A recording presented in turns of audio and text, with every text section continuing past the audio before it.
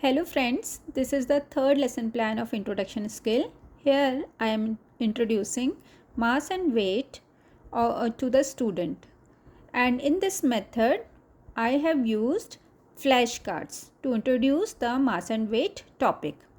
तो यहाँ पर आप देख सकते हैं कि मैंने कुछ फ्लैश कार्ड्स जिनका मिनिएचर इस फाइल में लगाया है तो वो यूज़ किया है, और फिर इन फ्लैश कार्ड्स को दिखाकर बच्चों से कुछ क्वेश्चंस पूछे हैं। तो फर्स्ट क्वेश्चन यही है, व्हाट इज़ दिस इक्विपमेंट। तो student response that it is a weighing scale, and according to the answer I have used UPK, मतलब यूटिलाइजेशन ऑफ प्रीवियस नॉलेज।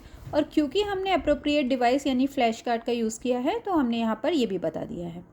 और इसी तरह से नेक्स्ट फिर वेइंग स्केल पर दो चीज़ें रखकर 1 किलोग्राम का वेट और एक जगह 1 किलोग्राम का नमक रखकर फिर उससे रिलेटेड कुछ और क्वेश्चन पूछे हैं, और फिर से इसके जो हमने कंपोनेंट हैं वो लगाए हैं, like maintenance of continuity, relevance statement. और फिर ये फ्लैश कार्ड देखकर डेफिनेटली बच्चों को इंटरेस्ट भी आएगा, तो हमने यहाँ पर AR कंपोनेंट का भी यूज़ किया है।